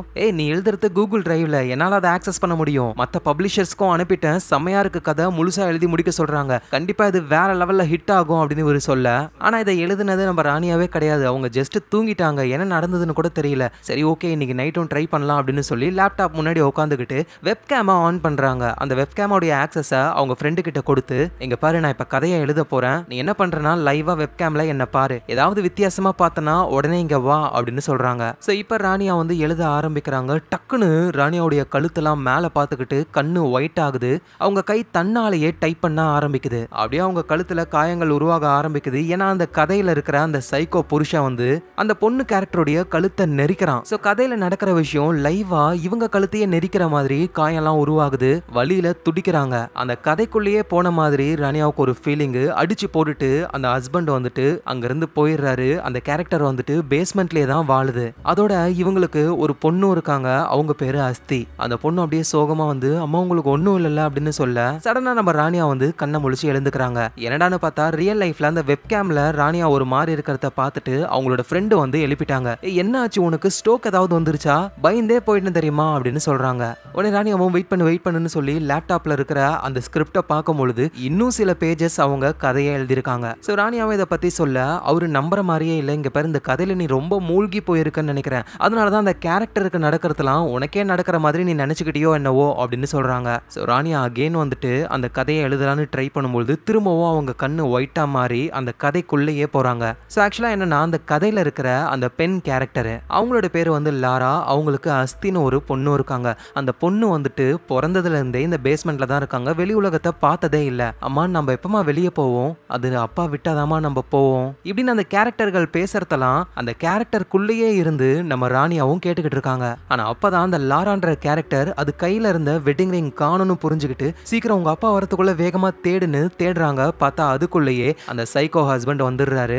என்ன உன் கையை மறைச்சுக்கிட்டே இருக்க, கையை காட்டுன்னு சொல்ல ரிங் இல்லைன்னு புரிஞ்சுக்கிட்டு அதை தொலைச்சிட்டியா தெரியலங்க, கை கழுவும் பொழுது மிஸ் ஆயிடுச்சுன்னு நினைக்கிறேன், அவ்வளோ கேர்லெஸ்ஸா இருக்கல, அப்படின்னா என்ன நீ லவ் பண்ணவே இல்லைல்ல அப்படின்னு சொல்லி அந்த லாரான்ற கேரக்டரை போட்டு செம்ம அடி அடிக்கிறாரு. இப்பதான் அந்த கேரக்டரை வந்து நம்ம ராணியா கண்ட்ரோல்ல எடுக்கிறாங்க. என்ன நீ அடிக்க கூடாது அப்படின்னு பெண்ணை எடுத்து அப்படியே கையிலேயே குத்தி சொருக அந்த ஹஸ்பண்டும் செம்மையா கடுப்பாகி லாராவை செம்ம அடி அடிக்க இந்த அடி எல்லாமே ரியல் லைஃப்ல நம்ம ராணியாவுக்கும் விழ அப்படியே ராணியா மயக்கத்துல இருந்து கண்ணை முழிச்சு எழுந்துக்கிறாங்க. எப்படியாவது நான் லாராவையும் அவங்க பொண்ணையும் காப்பாத்தியாகணும், திரும்ப அந்த கதைக்குள்ள போகணும்னு ட்ரை பண்றாங்க. ஆனா முடியல. சோ அடிப்பட்ட காயத்துக்கு இவங்க டாக்டரை பார்க்க போறாங்க. அதோட நடந்த விஷயத்த அவங்க அவங்க ஃப்ரெண்டு கிட்ட சொல்ல அவர் ஸ்டில் நம்பவே இல்லையா. ஸோ அதனால ஃப்ரெண்டை பக்கத்திலே உட்கார வச்சுக்கிட்டு நான் இப்போ அந்த கதைக்குள்ள போக போறேன், எனக்கு எதுவும் கெட்டதா நடக்காம பாத்துக்கோ அப்படின்னு சொல்லி அகெயின் அந்த கதைக்குள்ள போறாங்க. கண்ணுலாம் ஒயிட்டா மாறுது. அந்த கதையில இருக்கிற மெயின் கேரக்டர் லாரான்ற லேடியோடைய உடம்புக்குள்ள தான் இப்ப நம்ம ராணியா இருக்காங்க. அந்த கேரக்டர் வந்து அவங்க பொண்ணு அஸ்தி கூட பேசிக்கிட்டு இருக்கு. இப்ப நம்ம ராணியா அந்த லாராவுடைய உடம்ப கண்ட்ரோல்ல எடுத்து இந்த லாராவோட முகத்தை பார்க்கணும்னு நினைக்கிறாங்க. ஆனா அந்த பேஸ்மெண்ட்ல கண்ணாடியே இல்ல. ஆனா ஒரு இடத்துல தண்ணி தேங்கி இருக்கு. அந்த ரிஃப்ளெக்ஷன்ல பார்க்கலான்னு போய் பார்த்தா அந்த லாரான்ற கேரக்டர் ராணியாவுடைய ஃபேஸ் கட்லயே இருக்காங்க. சோ ராணியாவும் திரும்ப ரியாலிட்டிக்கு வந்துடுறாங்க. இவங்களுக்கு ஒரு டவுட் வருது, இது வெறும் கதையா இல்ல உண்மையிலேயே நடக்கிற விஷயமா அப்படின்னு அவங்க ஃப்ரெண்டை கூட்டிட்டு ராணியா அவங்க அப்பா அம்மாவை பார்க்க போறாங்க. சோ அப்பதான் அவங்க ஷாக்கிங்கான ஒரு விஷயத்த சொல்றாங்க. அது என்னன்னா ராணியாவுக்கு ஒரு ட்வின் சிஸ்டர் இருந்தாங்க. சின்ன வயசுலயே அடாப்ஷனுக்கு கொடுத்துட்டாங்களாம். ஆனா பண்ணது தப்புன்னு புரிஞ்சுக்கிட்டு திரும்ப அந்த குழந்தைய எடுக்கலான்னு போறதுக்குள்ளேயே அந்த குழந்தை எங்க இருக்குன்னே தெரியலையா இவங்களுக்கு. சோ ராணியாவும் புரிஞ்சுக்கிறாங்க, அப்படின்னா நமக்கு வரதெல்லாம் ஜஸ்ட் ஒரு கதையோ இல்ல கற்பனையோ கிடையாது, நம்ம சிஸ்டருடைய லைஃபா தான் நம்ம பாக்குறோம், அவ கஷ்டப்பட்டுக்கிட்டு இருக்கா, அவளை காப்பாத்தணும்னு அகைன் திரும்பவும் அந்த கதையை எழுத உட்கார்றாங்க. அப்படியே டிராவல் பண்ணி லாராவுடைய உடம்புக்குள்ள இவங்க போயிடுறாங்க. இந்த டைம்ல அஸ்தின்ற பொண்ணுக்கு வந்து உடம்பு சரியில்லை. சோ அதனால அந்த லாரா வந்து கதவை தட்டுறாங்க. அந்த சைக்கோ ஹஸ்பண்டும் உள்ள வந்து எதுக்காக நீ கதவை தட்டுற, இல்ல குழந்தைக்கு உடம்பு சரியில்லை, அவ செத்தா சாகட்டும், என்னால அதுவும் பண்ண முடியாதுன்னு பயங்கரமா கத்துறாங்க. லாராவும் பதிலுக்கு கத்த அவர் லாராவை போட்டு அடிக்க ஆரம்பிக்கிறாரு. சோ இப்பதான் நம்ம ராணியா வந்துட்டு லாராவுடைய உடம்ப கண்ட்ரோல் எடுத்து கைய புடிச்சு தடுக்கிறாங்க. அப்பதான் ஒரு செகண்ட் அந்த சைக்கோ ஹஸ்பண்டுடைய மைண்டுக்குள்ள ராணியாவால போக முடியுது. ஒரு வித்தியாசமான ஒரு உலகம், அண்டர் கிரவுண்ட் உலகம் மாதிரி இருக்கு. அந்த இடத்துல செவுத்துல ஒரு பயங்கரமான ஈவில் கிரியேச்சர் இருக்கு. இதே கிரியேச்சரை தான் அந்த ஓல்டேஜ் ஹோம்லயும் நம்ம பார்த்திருப்போம் முன்னாடி. இந்த விஷயத்தெல்லாம் ராணியா பாக்குறாங்க. இங்க அந்த சைக்கோ ஹஸ்பண்டுக்கும் புரிஞ்சு போகுது, நீ லாரா கிடையாது, வேற யாரோ, என் லாரா உடம்புக்குள்ள வந்திருக்க, நீ யார் அப்படின்னு சொல்லி கேட்க டக்குன்னு அவரோட கண்ணு கலண்டு கீழே விழுந்து அவரோட கண்ணே கருப்பு கலர்ல இருக்கு. அவர் உடம்பு ஒரு மாதிரி ஆகுது. அப்படியே அந்த பேஸ்மெண்ட்டை விட்டு ஆளு எஸ்கேப் ஆயிடுறாரு. அப்ப அவர்கிட்ட இருந்த ஏதோ ஒரு பேட்ச் ஒன்னு கீழே விழ அதை பார்த்து அவர் எங்க இருக்காரு அப்படின்றத புரிஞ்சுக்கிட்டு இப்ப ரியாலிட்டிக்கு வந்துடுறாங்க நம்ம ராணியா. அந்த பேட்ச்ல இருக்கிற விஷயங்கள் எல்லாம் வச்சு இன்டர்நெட்ல சர்ச் பண்ணி பார்க்கவே அந்த சைக்கோ ஹஸ்பண்ட ராணியா கண்டுபிடிச்சிடுறாங்க. ஆனா என்னன்னா அந்த சைக்கோவுக்கு வேற ஒரு ஒய்ஃப், 2 பசங்க இருக்காங்க. அவரோட வீட்டுக்குள்ளேயே பேஸ்மெண்ட்ல நம்ம ராணியாவுடைய சிஸ்டர் லாராவையும் அஸ்தின்ற பொண்ணையும் அடைச்சு வச்சு கொடுமைப்படுத்துறாரு. உடனே ராணியாவும் வேகமா அவங்க வீட்டுக்கு போக ஆரம்பிக்கிறாங்க. சோ கார்ல போய்கிட்டு இருக்கும் போதே அகைன் திரும்பவும் அந்த ஸ்டோரி மூலியமா லாராவுடைய உடம்புக்குள்ள போகலான்னு ட்ரை பண்றாங்க. அதே மாதிரி போகவும் செய்யறாங்க. ஆனா அப்போ அங்க அந்த சைக்கோ வந்து இவ உடம்புக்குள்ள இருக்கிற நீ யாரு, நீ யாரா வேணாலும் இரு, ஆனா இவளை கொன்னுட்டா நீயும் செத்து போயிடுன்னு எனக்கு தெரியும்னு சொல்லும் போதுதான் நம்ம ராணியா பேசுறாங்க லாராவுடைய உடம்புக்குள்ள இருந்து, உன்னோட பேரு ஏட்ரியன், நீ வேலை செய்யற இடம், உன் வீடுன்னு எல்லாமே எனக்கு தெரியும், லாராவுக்கு ஏதாவது ஆச்சுன்னா நீயும் செத்துருவ. ஆனா அதை கேட்காம அந்த சைக்கோ சுத்தியலாலேயே ஒரு அடி, அவ்வளவுதான். நம்ம ராணியா திரும்ப கான்சியஸ்னஸ்க்கு வந்துடுறாங்க. கரெக்டா அதே நேரத்துல தான் அந்த ஏட்ரியனுடைய அந்த சைக்கோவுடைய வீட்டுக்கும் வந்துட்டாங்க. அந்த ஃப்ரெண்ட் ஆள் வந்து கன் பாயிண்ட்ல அந்த சைக்கோவையும் அவங்களுடைய ஒய்ஃப் எல்லாம் பிடிச்சு வச்சுக்கிட்டு நம்ம ராணியா என்ன பண்றாங்கன்னா அந்த பேஸ்மெண்ட்டை கண்டுபிடிக்கிறாங்க. அந்த பேஸ்மெண்ட் டோர்ல வந்து வித்தியாசமான சிம்பிள் இருக்கு. இதே சிம்பிளோட அந்த ஓல்டேஜ் ஹோம்ல இருக்கிறவங்களாம் வித்தியாசமான ட்ரெஸ் போட்டுப்பாங்கல்ல, அதுவும் இதே சிம்பிள்ல தான் இருக்கும். சோ அதை ஓபன் பண்ணி ராணியாவும் உள்ள போறாங்க. பார்த்தா லாராவையும் கண்டுபிடிச்சிடுறாங்க. ஆனா லாராவை செம்ம அடி அடிச்சு அவங்க சாகர நிலைமையில இருக்காங்க. சோ லாரா என்ன சொல்றாங்கன்னா, சீக்கிரமா என் பொண்ணை காப்பாத்தி இங்க இருந்து கூட்டிட்டு போ, நான் பொழைக்க மாட்டேன், நீ ஒன்னும் கவலைப்படாத, அந்த சைக்கோவை போலீஸ் கிட்ட நான் மாட்டி விட்டுருவேன், சொன்னா கேளு, அவன் ஒன்னும் மனுஷன் கிடையாது, அவங்க எல்லாருமே ஈவில், நம்மளால யோசிச்சே பார்க்க முடியாத நிறைய வித்தியாசமான ஆட்கள்லாம் இருக்காங்க அப்படின்னு சொல்லி லாரா அப்படியே இறந்து போயிடுறாங்க. சோ ராணியாவும் வேகமா லாராவுடைய பொண்ணு அஸ்தியை மட்டும் கூட்டிட்டு வேகமா அங்க இருந்து எஸ்கேப் ஆகுறாங்க. போலீஸ் கிட்டே இந்த விஷயத்த வந்து சொல்றாங்க. ஆனா போலீஸ்லாம் வந்து செக் பண்ணி பார்த்துட்டு நீங்க சொல்ற மாதிரி பேஸ்மெண்ட்னு ஒண்ணு கிடையாது, அதோட சிசிடிவி கேமராவெல்லாம் செக் பண்ணி பார்த்துட்டோம், ஏட்ரியன் ரொம்ப நல்லவர்னு சொல்ல ராணியா புரிஞ்சுக்கிறாங்க, இவன் தான் மனுஷனே கிடையாது, ஈவில் தானே, இவனை மட்டும் கிடையாது மொத்த ஈவிலையும் நான் காலி பண்ணாம விட மாட்டேன்னு ராணியா அங்க இருந்து அப்படியே கோவத்தோட கிளம்புறாங்க. இப்ப கதை அப்படியே 1985 வருஷத்துக்கு போகுது. ஒரு ஃபிஷர்மேனா வாழ்ற வையூ அப்படின்ற ஒருத்தர், அவர் ஒரு சின்ன வில்லேஜ்ல ரொம்ப ஏழ்மையான ஒரு லைஃபா வாழ்றாரு. அவருக்கு ஒரு வைஃப் இருக்காங்க. சோ என்னதான் இவங்க கஷ்டப்பட்டாலும் வையூ வந்துட்டு நிறைய பணம் வச்சிருக்காரு. இந்த பணத்தெல்லாம் கொஞ்சம் கொஞ்சமா பல மாசங்களா அவர் சேர்த்துக்கிட்டு இருக்காரு. ஏன்னா வையூடைய அம்மா வந்து சின்ன வயசுலயே இவரை விட்டுட்டு போயிட்டாங்க. பிரிஞ்சு போன இவருடைய அம்மா சவுதி அரேபியால இருக்காங்க அப்படின்ற விஷயம் இவருக்கு தெரியும். ஆனா சவுதி அரேபியாவுக்கு போறதுக்கு நிறைய காசுலாம் ஆகும்ல. சோ அதனாலதான் பணத்தை சேர்த்து வச்சு எப்படியாவது அம்மாவை கண்டுபிடிச்சி அவங்கள பாத்துடலாம்னு நினைக்கிறாரு. ஆனா ஒய்ஃப் வந்துட்டு உங்க அம்மா சவுதி அரேபியால இருக்காங்க, உங்களுக்கு ஒரு லெட்டர் கூட போடலையே அப்படின்னு கேட்கும் பொழுது, ஏன்னா நான் எங்க இருக்கேன்னு எங்க அம்மாவுக்கு தெரியாது, அவங்களும் என்ன நினைச்சு தேடிக்கிட்டு தான் இருப்பாங்களே, நான் கண்டிப்பா எங்க அம்மாவை கண்டுபிடிப்பேன் அப்படின்னு இவரு சொல்றாரு. வையோட ஒய்ஃபும் நான் வேலை செய்யற ஃபேக்டரியில ஆனிவர்சரின்னு சொல்லி எனக்கு கிஃப்ட் கொடுத்துருக்காங்க அப்படின்னு சொல்லி ஒரு போலராய்டு கேமராவை கொடுக்குறாங்க. சோ இவங்க இருக்கிற வில்லேஜ்ல வேற ஒரு ப்ராப்ளம் ப்ராப்ளம் போய்கிட்டு இருக்கு. இவங்க எல்லாரையும் காலி பண்ணிட்டு இவங்க இருக்கிற இடத்துல பெரிய அபார்ட்மெண்ட் வர வைக்கணும்னு பெரிய பெரிய ஆளுங்களாம் நினைக்கிறாங்க போல. சோ அதனால இந்த ப்ராப்ளத்துல இருந்து எப்படி சமாளிக்கிறதுன்னு தெரியாம வில்லேஜர்ஸ் ஆல்ரெடி சோகத்துல இருக்காங்க. ஒரு நாள் நைட்டு பயங்கரமான புயல் வர போகுது. அதனால மீன் பிடிக்க யாரும் போகாதீங்கன்னு சொல்லிட்டாங்க. அதனால வில்லேஜ்ல இருக்கிற எல்லாரும் ஒன்னா சேர்ந்து படம் பார்த்துக்கிட்டு இருக்காங்க. ஆனா வயு மட்டும் ஒர்க்குக்கு போறாரு. ஏன்னா இப்படி வேலைக்கு போய் சம்பாதிச்சாதான் அவரோட அம்மாவை சீக்கிரமா இவரால பார்க்க முடியும். இவரு மட்டும் தான் தனியா மீனை பிடிக்க ட்ரை பண்ணும்போது சடனா இடி இடிக்கிற மாதிரி சவுண்ட் கேக்குது. மேல அப்படியே வெளிச்சமா ஏதோ ஒன்னத்தை இவரு பாக்குறாரு. இவர்கிட்ட அவரோட ஒய்ஃப் கொடுத்த போலரைட் கேமரா இருக்கு. அதால போட்டோ எடுத்து அப்படியே வீட்டுக்கு வந்து நடுங்குறாரு. ஒய்ஃபும் பார்த்துட்டு என்னங்க ஆச்சு உங்களுக்கு, உடம்பெல்லாம் இவ்வளவு ஜில்லுன்னு இருக்கு. வயுவும் ஏன்னா நான் ஏஞ்சலை பார்த்தேன் அப்படின்னு சொல்ல, எது ஏஞ்சலா, என்னங்க வளர்றீங்க, நான் ஒன்னும் வளரல, போட்டோ எடுத்திருக்கேன் பாருன்னு போட்டோவை காட்ட அப்படியே வெள்ளை கலர்ல ஒரு ஏஞ்சல் மாதிரியான ஒரு உருவம் இருக்கு. அதை இவர் போட்டோ எடுத்திருக்காரு. வயோட ஒய்ஃபால எதுவும் நம்ப முடியல. இந்த விஷயம் வில்லேஜ்ல இருக்கிற எல்லாருக்குமே தெரிய வருது. சில பேர் இதை நம்புறாங்க, சில பேர் இதை பொய்ன்னு சொல்றாங்க. ஆனா நம்புறவங்க என்ன சொல்றாங்கன்னா, ஏஞ்சல் ஒரு மனுஷனை வந்து பாக்குது அப்படின்னா அந்த மனுஷனை கடவுள் சூஸ் பண்ணிருக்காருன்னு அர்த்தம்.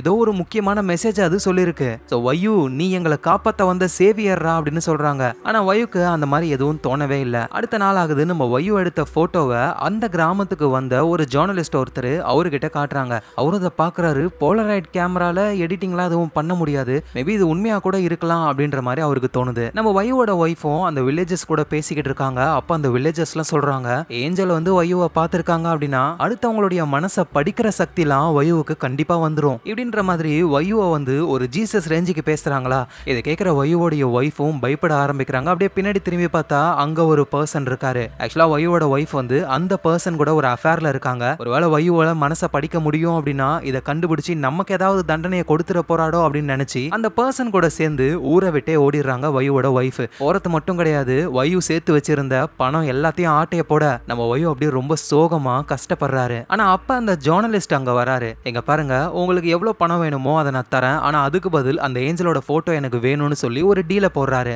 சோ இதே வில்லேஜ்ல இருக்கிற ஒரு பர்சன் வந்து ஓ இந்த போட்டோவுக்கு அவ்வளோ காசு தருவாங்களான்ட்டு அந்த போட்டோவை ஆட்டைய போடுறதுக்காக ஆளு என்னென்னமோ பிளான் போடுறாரு. இந்த நேரத்துல வில்லேஜ்ல ஒரு பெரிய ப்ராப்ளம் வந்துருச்சு. இங்க இருக்கிற கிராம மக்கள் எல்லாரையும் காலி பண்ணணும் அப்படின்னு சொல்லி ஒரு குரூப், இல்ல நாங்க காலி பண்ண மாட்டோம் இது எங்களோட இடம் அப்படின்னு சொல்லி இந்த வில்லேஜர்ஸ் ஒரு குரூப்பாவும் சேர்ந்து சண்டை நடக்க போகுது. சோ அந்த சண்டையில கண்டிப்பா நிறைய மக்கள் இறந்து போக வாய்ப்பு இருக்கு. அதனால நம்ம வயு கிட்ட வந்து அந்த கிராம மக்கள்லாம் என்ன சொல்றாங்கன்னா, நீதான் ஏஞ்சலை பார்த்திருக்கல, கண்டிப்பா உனக்கு சக்தி இருக்கும், கடவுள்கிட்ட பேசு, எப்படியாவது நம்ம வில்லேஜை காப்பாத்து அப்படின்னு சொல்லி ஒரு ரூம்ல வச்சு லாக் பண்ணிடுறாங்க அவரை. சோ இவரும் என்னென்னமோ பண்ணி பாக்குறாரு. கடவுள் கூட அவரால் பேசவே முடியல. வேற வழி இல்லாம அந்த ஏஞ்சல் போட்டோவெல்லாம் கிழிச்சு போட்டுட்டு, இங்க பாருங்க நான் ஏஞ்சல் எல்லாம் பார்க்கல, அது எதர்ச்சியா ஏதோ ஒரு பொருளை எடுத்திருக்கு, அது ஏஞ்சல் எல்லாம் கிடையாது அப்படின்னு சொல்ல கிராம மக்கள் கடுப்பாக்குறாங்க. இவனை போய் நம்பி இருந்தோம் பாரு, வேற வழி இல்ல, நம்ம சண்டை போட்டுதான் ஆகணும், வாங்க சண்டைக்கு ரெடி ஆகலான்ட்டு ஒரு பெரிய சண்டையே நடக்க போகுது. இங்க நம்ம வயு வீட்டுல இருக்காரு. அப்ப திடீர்னு வீடே ஆட ஆரம்பிக்குது. அதே மாதிரி மின்னல் அடிக்குது. இவர் கதவை திறந்து வெளியே போய் பார்த்தா அங்க ஒரு ஏஞ்சல் வருது.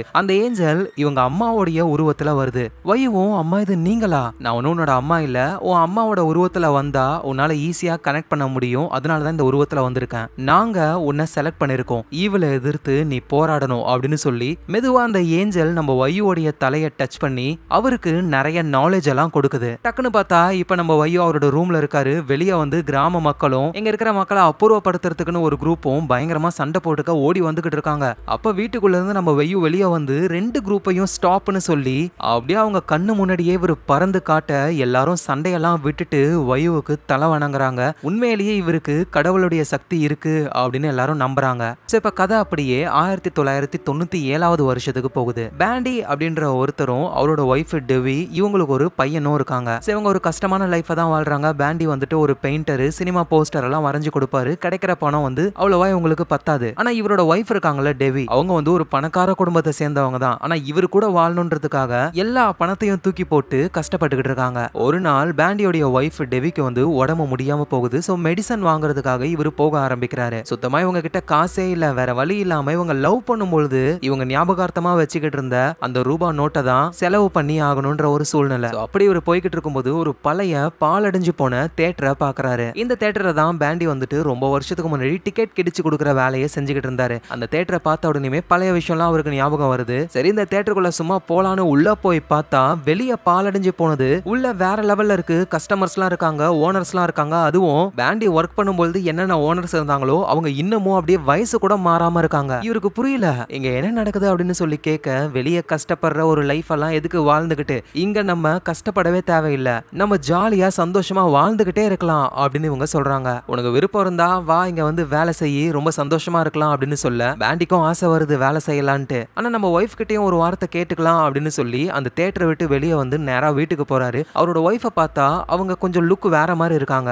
உனக்கு ஒரு விஷயம் தெரியுமா அப்படின்னு சொல்லி இவர் பேச வரும்போது, எங்க 2 வருஷமா நீங்க எங்க போனீங்க அப்படின்னு டெவி கேட்க, என்னது 2 வருஷமாவா, நான் ஒரு 20 நிமிஷமா தானே இல்ல, என்ன உளறீங்க நீங்கன்னு பையனை பார்த்தா அந்த பையனும் 2 வயசு பெரிய பையனா இருக்கான். சோ பேண்டியும் நடந்த எல்லா விஷயத்தையும் அவரோட ஒய்ஃப் கிட்ட சொல்றாரு. ஆனா அவங்க நம்புற மாதிரியே இல்ல. ஆனா நல்லா பார்க்கும்போது தான் 2 வருஷத்துக்கு முன்னாடி அவர் என்ன ட்ரெஸ் போட்டு போனாரோ, இவங்க லவ் பண்ணும்போது இருந்த அந்த ரூபா நோட்டு அது எல்லாமே அப்படியே இருக்கு. சோ டெவியும் நம்ப ஆரம்பிக்கிறாங்க. பேண்டிய மன்னிச்சு எல்லாருமே ஒன்னா ஃபேமிலியா வாழ ஆரம்பிக்கிறாங்க. சோ ரெஸ்டாரண்ட்ல இவங்க சாப்பிட்டுக்கிட்டு இருக்காங்க. நம்ம பேண்டிக்கு என்ன டவுட்னா, அது எப்படி தியேட்டருக்குள்ள போன 20 நிமிஷம் இங்க 2 வருஷம் ஓடி இருக்கும், அது என்ன நம்ம செக் பண்ணோம். ஆனா இந்த தடவை போயிட்டு உடனே வந்துடணும்னு நேரா தியேட்டருக்கு தான் அவர் போறாரு. ஆனா போற வழியில ஒரு பர்சன், சார் என்னோட பைக் கொஞ்சம் ஸ்டாப் ஆயிடுச்சு, கொஞ்சம் தள்ளி விடுறீங்களா அப்படின்னு சொல்ல பேண்டியும் ஹெல்ப் பண்ணலான்னு ட்ரை பண்ணும்போது திடீர்னு ஆட்கள்லாம் வந்து இவனுங்க 2 பேர் தான் பைக்கை திருடுறாங்க போல எல்லா ஏரியாலையும் அப்படின்னு சொல்லி பேண்டியையும் அந்த திருடனையும் பிடிக்க ஆரம்பிக்கிறாங்க. பேண்டி சொல்றாரு, எங்க நான் திருடன் இல்லங்கன்ட்டு. ஆனா கேட்கற மாதிரி இல்ல, ஒரிஜினல் திருடனை கத்தியாலேயே வெட்டி சாகடிக்கிறாங்க. அடுத்தது பேண்டி தான். பயந்து போன பேண்டி எங்க போறதுன்னு தெரியாம ஸ்ட்ரைட்டா அந்த தியேட்டருக்குள்ள போயிடுறாரு. வெளியே போறதுக்கு அவருக்கு பயமா இருக்கு. அந்த தியேட்டருக்குள்ள இருக்கிற அந்த பாசஸ்லாம், பேண்டி இங்க பாரு, வெளியே போகாத, தேவையில்லாத பிரச்சனை தான், இங்கே நீ வேலை செய்ய, டிக்கெட் கலெக்டரா இரு அப்படின்னு சொல்ல பேண்டியும் வேற வழி இல்லாம அங்கேயே இருக்க ஆரம்பிக்கிறாரு. ஆனா இருந்தாலும் அவரோட ஒய்ஃப் பையனெல்லாம் பார்க்கணும்ல, அதனால மனசு கேட்காம திரும்ப வெளியே வராரு. ஆனா இந்த தடவை 7 வருஷங்கள் கடந்து போகுது. பேண்டியோடைய ஒய்ஃப் டெவி வந்துட்டு இன்னொரு ஹஸ்பண்ட மேரேஜ் பண்ணிக்கிட்டாங்க. அவங்க ஒரு லைஃப வாழ்றாங்க. பையனும் நல்லா பெரிய பையனாவே ஆயிட்டான். சோ இதுக்கு மேல இவங்க லைஃப்ல நம்மளால நுழைய முடியாது, அவங்க புது லைஃபை தேடிக்கிட்டாங்கன்னு பேண்டி திரும்பவும் அந்த தியேட்டருக்கு போயிட்டு அவ்வளவுதான் அங்க ஒரு டிக்கெட் கலெக்டராவே அந்த தியேட்டருக்குள்ளேயே வேலை செய்ய ஆரம்பிக்கிறாரு. இங்க வெளியே டிவி வந்துட்டு ஒரு லைஃபை வாழ்றாங்க. அப்போ டிவில ஒரு விஷயத்த பாக்குறாங்க. திடீர்னு என்னன்னு தெரியல, ஊருக்குள்ள நிறைய பைத்தியங்கள் உருவாக ஆரம்பிச்சிட்டாங்க அப்படின்னு சொல்லி காட்ட, தாடியெல்லாம் வச்சுக்கிட்டு நம்ம பேண்டி இருக்காருல, அவரு தான் பைத்தியமா சுத்திக்கிட்டு இருக்காரு. சோ அதனால டிவி என்ன பண்றாங்கன்னா நேரா அந்த தியேட்டருக்கு தான் போறாங்க. ஏன்னா அந்த தியேட்டர்ல தான் வித்தியாசமான விஷயம் நடக்குதுன்னு பேண்டி சொல்லிருப்பார்ல. சோ அதனால அவங்க தியேட்டருக்கு போயிருக்காங்க. இங்க ஆல்ரெடி அந்த தியேட்டருக்குள்ள கோட் சூட் எல்லாம் மாட்டிக்கிட்டு டிக்கெட் கலெக்டரா நம்ம பேண்டி ஒர்க் பண்றாரு. அப்போ பேண்டியோடைய மனசு வந்துட்டு அவரோட ஒய்ஃபை தேட ஆரம்பிக்குது. டிவியோடைய ஞாபகமாவே இருக்கு, நான் அவளை ரொம்ப ரொம்ப மிஸ் பண்றேன், நான் இங்க இருந்து வெளியே போகணும்னு நினைக்கிறேன் அப்படின்னு அவர் வெளியே போகலாம்னு நினைக்கும் போது திடீர்னு கதவை ஓபன் பண்ணிக்கிட்டு இந்த தியேட்டர்ல ஒர்க் பண்ற ஆட்கள்லாம் வராங்க. அவங்க நம்ம பேண்டிய அந்த இடத்த விட்டு வெளியே போக விட மாட்டாங்க. எங்க பைக்ல வந்துகிட்டு இருக்கிற நம்ம டிவியும் வந்துட்டு பெட்ரோல் இல்லாததுனால நடு காட்டுக்குள்ள அந்த வண்டி நிக்குது. அப்பதான் காட்டுக்குள்ள இருந்து ஏதோ ஒரு லைட் வருது. அந்த லைட்டை இவங்க ஃபாலோ பண்ணி போகும்பொழுது மனநலம் பாதிக்கப்பட்ட எல்லோருமே அந்த காட்டுக்குள்ள நிக்கிறாங்க. ஒரு வெளிச்சத்தை பார்த்து அப்படியே சித்த பிரம்ம பிடிச்ச மாதிரி இருக்காங்க. நம்ம பேண்டியும் அங்கதான் இருக்காரு, அப்படியே கண்ணை மூடிக்கிட்டு இருக்காரு. இவங்களுக்குலாம் நடுவுல ஒரு வித்தியாசமான ஒரு கிரியேச்சர் ஒண்ணு இருக்கு. ஆக்சுவலா இந்த மிருகம் தான் வந்துட்டு மனுஷங்களுடைய பிரைனை ஹிப்னோடைஸ் பண்ணி அவங்க அந்த தியேட்டருக்குள்ள நிம்மதியா வாழ்ற மாதிரி ஒரு இல்யூஷனை உருவாக்குது. அதுல ட்ராப் ஆகி இருக்கிறவங்க தான் ரியல் லைஃப்ல பைத்தியமா சுத்திக்கிட்டு இருக்காங்க. சோ அந்த தியேட்டர்ல இருந்து அவங்க வெளியே வந்துட்டாங்க அப்படின்னா இந்த மென்டல் இல்னஸ்ல இருந்து வெளியே வந்துருவாங்க. நம்ம பேண்டியும் வெளியே வரலான்னு ட்ரை பண்றாரு, ஆனா விட மாட்டாங்க. அந்த கிரியேச்சர் வந்து டெவியையும் அட்டாக் பண்ணி அவங்களையும் மென்டலா பாதிக்க வைக்க ட்ரை பண்ணுது. ஆனா டெவி வந்துட்டு அதை எதிர்த்து போராடுறாங்க. அவங்களால அந்த கிரியேச்சருடைய சக்தியை எதிர்க்கிற அளவுக்கு ஒரு சக்தி இருக்கு. சோ அதனால அதை மீறி அந்த கிரியேச்சரை கொலை பண்ணி சாகடிக்கிறாங்க. கிரியேச்சர் இறந்து போனாலும் இன்னமும் சுத்தி இருக்கிற ஆளுங்க எல்லாருமே அந்த கிரியேச்சருடைய ஹிப்னோசிஸ்ல தான் மாட்டிக்கிட்டு இருக்காங்களே. அந்த தியேட்டருக்குள்ள பேண்டியையும் இப்ப தடுக்கிறதுக்கு யாரும் இல்ல. பேண்டி கதவை திறந்து வெளியே போகலான்னு ட்ரை பண்ணும்போது அகேன் அந்த பாசஸ் உருவத்துல அந்த கிரியேச்சருடைய சக்திலாம் வந்து, ப்ளீஸ் வெளியே போகாத, வெளியே மோசமான லைஃப் தான் இருக்கு, யோசிச்சு பாரு, உன்னோட ஒய்ஃபே வேற ஒருத்தனை கல்யாணம் பண்ணிக்கிட்டா, வெளியே போய் என்ன வாழ போற அப்படின்னு சொல்ல பேண்டியும் வெளியே போக கூடாது அப்படின்னு முடிவெடுக்கிறாரு. சோ அதனால ரியல் லைஃப்ல இன்னுமே அவரு ஒரு பைத்தியமா தான் இருக்காரு. இதை நினைச்சு டெவியும் ரொம்ப கஷ்டப்படுறாங்க. இது எல்லாத்துக்கும் காரணம் இந்த கிரியேச்சர்ஸ் தான். சோ அதனால இந்த கிரியேச்சர்ஸை மொத்தமா அழிக்கணும் அப்படின்னு நினைக்கிறாங்க. சோ இப்ப கதை வந்து 2022 வருஷத்துக்கு போகுது. அலி அப்படின்னு ஒருத்தர் இருக்காரு. இவர் வந்து ஒரு எலக்ட்ரிஷியன், வேலைக்காக இன்டர்வியூ எல்லாம் போறாரு. ஆனா இவர் ஒரு கலர் பிளைண்ட், பிளாக் ஒயிட்டை தவிர வேற எந்த ஒரு கலரையும் இவரால பார்க்க முடியாது. சோ அதனாலேயே இவருக்கு வேலை இல்ல, வீட்லயும் சரியான கஷ்டம். அவருக்கு ஒரு பொண்ணு, பையன், ஒய்ஃப்லாம் இருக்காங்க. எவ்வளவு கஷ்டத்துல இருந்தாலும் பொய் சொல்லக்கூடாது, திருடக்கூடாது, நல்லபடியா வாழணும் அப்படின்னு தான் சொல்லி கொடுத்து வளர்க்குறாரு. ஆனா என்ன பண்றது, ஃபீஸ் கட்ட கூட காசு இல்ல. நல்ல வேலையா வெளியே வந்து தக்காளி செடியெல்லாம் வளர்க்குறாங்க. அந்த தக்காளியை வச்சுதான் ஒவ்வொரு நாளும் ஏதோ ஒன்றத்தை சமைச்சு வாழ்ந்துகிட்டு இருக்காங்க அவங்க. ஸோ ஒரு நல்ல வேலை கிடைக்காதா, நம்ம வாழ்க்கை மாறாதான்னு அலி ரொம்பவே வெயிட் பண்றாரு. ஸோ என்னதான் இவ்வளோ கஷ்டப்பட்டாலும் அலி கிட்ட ஒரு திறமை இருக்கு, அதுதான் எப்பேற்பட்டவங்களையும் ஹிப்னோடைஸ் பண்ணிடுவாரு. ஸோ வீட்ல இருக்கிற கடன் பிரச்சனை தாங்க முடியாம அலி ஒரு முடிவு எடுக்கிறாரு. அவர் என்ன பண்றாருன்னா ஏடிஎம்க்கு வெளியே நின்னுகிட்டு இருக்காரு. அப்போ ஒரு லேடி போயிட்டு பணத்தை எடுக்கிறாங்க. நேரா இவர் உள்ள போயிட்டு அந்த லேடியை ஹிப்னோடைஸ் பண்ணி அவங்க கிட்ட இருந்து சில பணங்களை வாங்கிக்கிட்டு வேகமா வீட்டுக்கு ஓடி வந்துடுறாரு. இந்த மாதிரி நம்ம கிட்ட இருக்கிற திறமைய ஒரு தப்பான வழியில யூஸ் பண்ணிட்டோமேனு ரொம்ப கஷ்டப்படுறாரு. ஆனா இருந்தாலும் வேற வழி இல்லல்ல. ஆனா அன்னைக்கு நைட்டு அவரோட வீட்ல வந்து இவர் மெக்கானிக்ன்றதுனால நிறைய டிவியை வாங்கி வச்சிருப்பாரு. அதுல இருக்கிற டிவிகள்லாம் அப்படியே பர்பிள் கலர்ல ஸ்பைரலா சுத்த ஆரம்பிக்குதுங்க. அதோட வாழ்க்கையில முத தடவையா கலர் அவரு பாக்குறாரு. ஆனா அன்னில இருந்தே அவரோட லைஃப் தலைகீழா மாறுது. ஏன்னா அவரோட பொண்ணு வந்துட்டு ஃபேவரட் பொம்மைய தொங்க விட்டு கத்தியால கிழிச்சுக்கிட்டு இருக்கா. அவரோட பையன் ரோட்ல காத்தாடி வேணும்ன்றதுக்காக ஒரு பையனை போட்டு செம்ம அடி அடிச்சு காத்தாடிய பிடிங்க வந்திருக்கான். அடி வாங்கின பையனுடைய அம்மாலாம் வந்து வீட்டுக்கு வந்து அந்த தக்காளி செடியெல்லாம் தூக்கிட்டு போயிடுறாங்க பணம் வேணும்னு. அப்புறம் அலியுடைய ஒய்ஃப் சூப்பர் மார்க்கெட்ல இருந்து பொருளெல்லாம் திருடி கொண்டு வந்து சாப்பிட்டுக்கிட்டு இருக்காங்க. இவங்க எல்லாருமே ரொம்ப நல்லவங்களா இருந்தாங்க. எப்படி திடீர்னு மாறினாங்கன்னு இவருக்கு புரியல. அதோட அம்மாவும் தம்பியும் தப்பு பண்றாங்கன்ட்டு அலியோடைய பொண்ணு அவங்க ரெண்டு பேருமே கட்டி போட்டு கைய வெட்டுறதுக்குலாம் போறாங்க. அலி வந்து தடுக்கிறாரு. என்ன ஆச்சு உங்களுக்கு, ஏன் இப்படி நடந்துக்கிறீங்க அப்படின்னு சொல்லி இவர் குழம்பி போகவே திடீர்னு அந்த டிவில ஒரு லேடி வராங்க. அவங்க பேரு டெவி. 1997 நம்ம பார்த்தோம்ல டெவி, அவங்க தான் இப்ப 2022 அலிய இந்த டிவி மூலியமா கான்டாக்ட் பண்றாங்க. அதோட இவர் ஏடிஎம் மிஷின்ல ஒரு லேடி கிட்ட இருந்து பணத்தை ஆட்டைய போட்டிருப்பார்ல, அந்த லேடியே டெவி தான். சோ அலியும் புரிஞ்சுக்கிறாரு, இங்க பாருங்க நான் உங்க பணத்தை ஆட்டைய போட்டதுனால நீங்க இப்ப என்னமோ பண்ணிக்கிட்டு இருக்கீங்க, ப்ளீஸ் என்னோட ஒய்ஃப் பசங்களெல்லாம் விட்டுருங்க அப்படின்னு சொல்ல டெவியும் என்னால எதுவும் பண்ண முடியாது, உன்னால முடிஞ்சா தப்பிச்சுக்கோ அப்படின்னு சொல்லும் பொழுது அலியும் புரிஞ்சுக்கிறாரு, நம்மளால மத்தவங்களை ஹிப்னடைஸ் பண்ண முடியும், ஆனா இப்போ நம்மளையே யாரோ ஹிப்னடைஸ் பண்ணிருக்காங்க,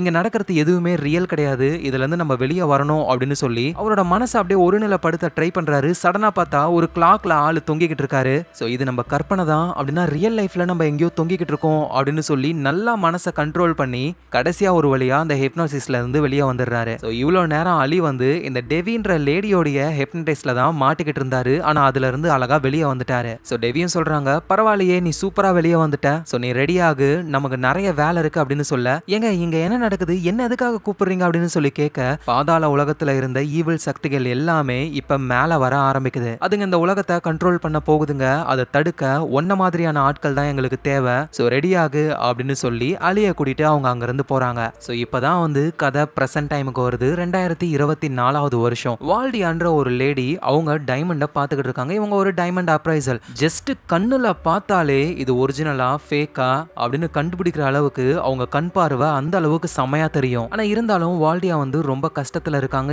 ஏன் அப்படின்னா வால்டியாவுடைய சிஸ்டர் ஒருத்தங்க ஏதோ ஒரு வேலைக்காக போனாங்க. ஆனா திடீர்னு அவங்க காணாம போயிட்டாங்களாம். 5 வருஷமா அவங்க இல்ல, மேபி அவங்க இறந்துதான் போயிருப்பாங்க அப்படின்னு இவங்க நம்புறாங்க. இவங்க சிஸ்டர் மட்டும் இல்லாம அதே வேலைக்கு இன்னும் சில பேர்லாம் வேலைக்கு போயிருக்காங்க. யாருமே திரும்ப வரவே இல்லை. அப்படி திரும்ப வந்தவங்கலாம் மென்டலி ப்ராப்ளம் ஆயிருக்காங்க. ஆனா அது என்ன வேலை என்ன ஏதுன்னு ஒண்ணுமே உங்களுக்கு தெரியல. அப்பதான் அதே இடத்துல இருந்து திரும்பவும் நியூஸ் பேப்பர்ல ஒரு வேலைக்கு போட்டிருக்காங்க, PO Box 888 அப்படின்னு. வேற வேற துறைகள்ல எல்லாம் மாஸ்டர் லெவல்ல இருப்பாங்கல்ல, அவங்களுக்கு ரொம்ப அதிக சம்பளத்துல வேலை கொடுக்க போறோம் அப்படின்னு சொல்றாங்க. சோ அதனாலே இந்த வேலைக்கு வந்து அப்ளிகேஷன்ஸ்லாம் ரொம்ப கம்மியா தான் வரும். நம்ம வால்டியாவுடைய சிஸ்டர் வந்து நல்ல போட்டோகிராஃபர், அவங்களும் அப்ளை பண்ணிருப்பாங்க. 5 வருஷத்துக்கு முன்னாடி காணாம போயிட்டாங்க. இப்ப 5 வருஷம் கழிச்சு அதே ஜாப் ஆஃபர் வருது. சோ நம்ம சிஸ்டருக்கு என்னதான் ஆகிருக்கும், அப்படி இந்த வேலைக்கு போனா என்னதான் நடக்கும்னு தெரிஞ்சுக்கிறதுக்காக இவங்களும் அப்ளை பண்ண ஆரம்பிக்கிறாங்க. சோ எல்லாரையுமே வந்து ஒரு பில்டிங்க்கு கூப்பிட்டு இருக்காங்க. லிஃப்ட்ல தான் போகணும். அந்த லிஃப்ட்ல வந்து யார் யாரு இந்த வேலைக்கு அப்ளை பண்ணாங்களோ அந்த ஆட்கள் மட்டும் அந்த லிஃப்ட்ல போக ஆரம்பிக்கிறாங்க. ஆனா சடனா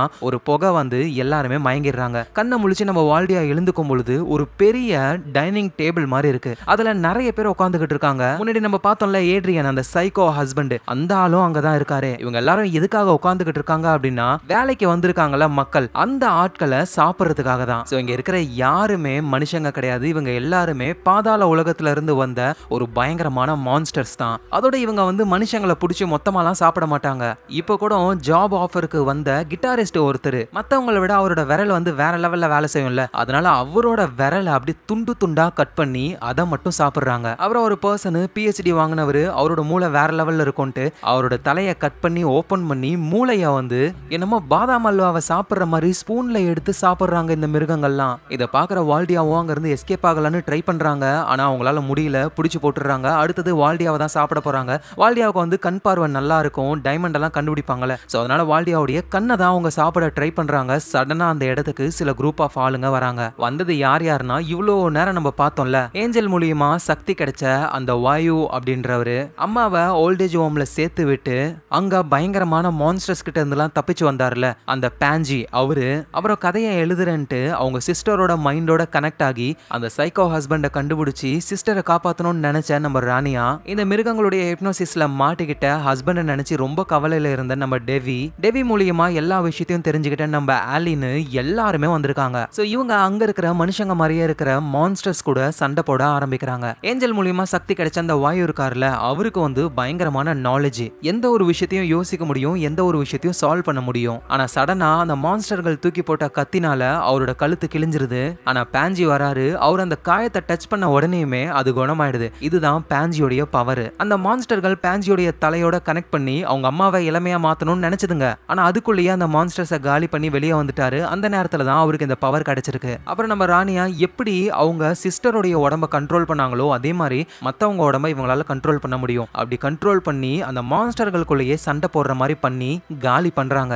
அப்புறம் நம்ம டெவியும் அலியும் இவங்களால பயங்கரமா ஹிப்னோடைஸ் பண்ண முடியும். சோ அப்படிதான் மீதி இருக்கிற அந்த மான்ஸ்டர் ஆளுங்களையும் அந்த சைக்கோ ஹஸ்பண்ட்னு எல்லாரையுமே காலி பண்றாங்க. ஒரு வழியா வால்டியாவும் உயிர் பொழைக்கிறாங்க. இங்க என்ன நடக்குது அப்படின்னு சொல்லி கேட்கும்போதுதான் பூமிக்கு அடியில ஒரு பாதாள உலகம் இருக்கு. அதோட பேரு அகத்தா. அந்த உலகத்துல இருக்கிற மிருகங்கள் எல்லாமே மேல சர்ஃபேஸுக்கு வந்து இந்த உலகத்தையே கண்ட்ரோல் பண்ணணும்னு நினைக்குதுங்க. அதை தடுக்கிறதுக்காக தான் நாங்க ஒன்னா சேர்ந்திருக்கோம் அப்படின்னு இவங்க சொல்ல, இதை கேட்ட வால்டியாவும் அப்படின்னா உங்க கூட நானும் சேர்ந்துக்கிறேன் அப்படின்னு சொல்றாங்க. இந்த இடத்துலயே இந்த கதை முடியுது. சோ இவ்வளவு நேரம் நம்ம பார்த்தது அந்த பாதாள உலகத்துல இருக்கிற மான்ஸ்டர்ஸ் அழிக்கிற நம்ம ஹீரோஸோடைய பேக் ஸ்டோரிஸ் தான் எல்லாமே. ஆனா இதுக்கப்புறம் தான் அந்த மான்ஸ்டர்ஸ் கொடூரமா வெளியே வர போகுதுங்க. அது எல்லாத்தையும் இவங்க எப்படி தடுப்பாங்க அப்படின்னு அடுத்த சீசன் வரும்போது தான் நமக்கு தெரியும். இன்னும் அது ரிலீஸ் ஆகல. ரிலீஸ் ஆன உடனேயுமே நம்ம பார்க்கலாம். ரொம்பவே இன்ட்ரெஸ்டிங்கா வித்தியாசமா இருந்ததுல இதே மாதிரி இன்ட்ரெஸ்டிங்கான வித்தியாசமான கதைகளை நம்ம தொடர்ந்து பார்க்கலாம். ஆனா அதுக்கு நீங்க ஞாபகமா உங்க ஃபிலிம் ரோல சப்ஸ்கிரைப் பண்ணி உங்க சப்போர்ட்டை கொடுக்கணும். நாளைக்கு நம்ம வேற லெவல் மூவில பார்க்கலாம். Lots of love guys.